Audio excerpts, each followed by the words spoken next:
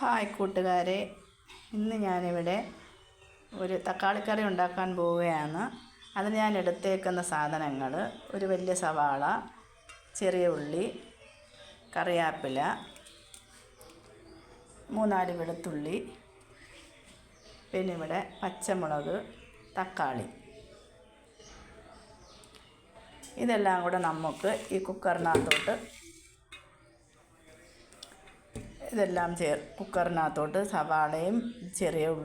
സവാളയും കറിവേപ്പിലയും തക്കാളിയും പച്ചമുളകും നമുക്ക് ഈ കുക്കറിനകത്തോട്ട് ആക്കാം.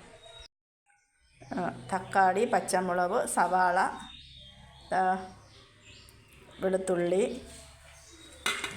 കറിവേപ്പില ഇതെല്ലാം കുക്കറിനകത്തോട്ട് ചേർത്തിട്ടുണ്ട്. ഇനി നമുക്ക് ചേർക്കേണ്ടുള്ളത് ഒരു 1/4 ടീസ്പൂൺ മഞ്ഞൾപ്പൊടി, ഒരു 3/4 ടീസ്പൂൺ മുളക് പൊടി, പിന്നെ ആവശ്യത്തിന്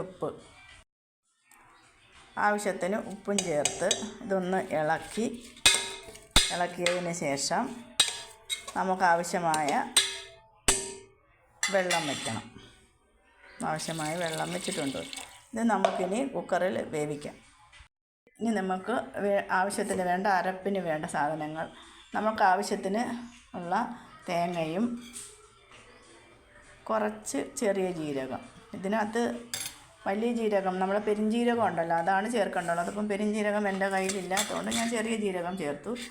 പിന്നെ ഉള്ളി, കുറച്ച് മഞ്ഞൾപ്പൊടി,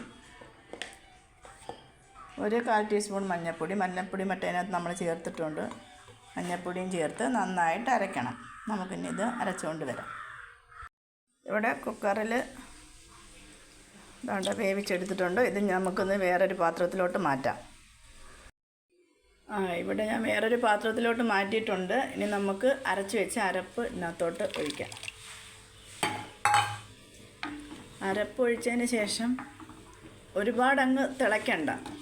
ഇത് ഒഴിച്ച് കറിയായിട്ട് നമുക്ക് ചപ്പാത്തിയുടെ കൂടെയും ചോറിൻ്റെ കൂടെ എല്ലാം ഉപയോഗിക്കാം. അപ്പോൾ ഇതൊന്ന് ചെറുതായിട്ടൊന്ന് തിളയ്ക്കുന്നതിന് മുമ്പ് ഒന്ന് ഇറക്കി വെച്ചതിന് ശേഷം നമുക്ക് കടുക് വറുത്തൊഴിക്കാം. ഇവിടെ കടുക് വറക്കാൻ പാത്രം വെച്ചിട്ടുണ്ട്. ഇനി നമുക്ക് ഇതിൻ്റെ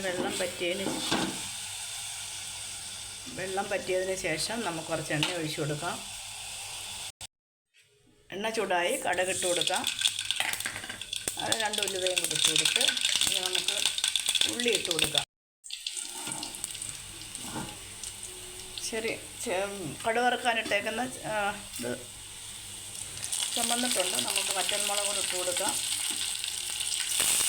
വറ്റൽമുളക് ഇട്ട് കൊടുത്ത് ഇത് കറിവേപ്പിലയും കൂടി ഇടാം. ചുമന്ന് വരുന്നുണ്ട്.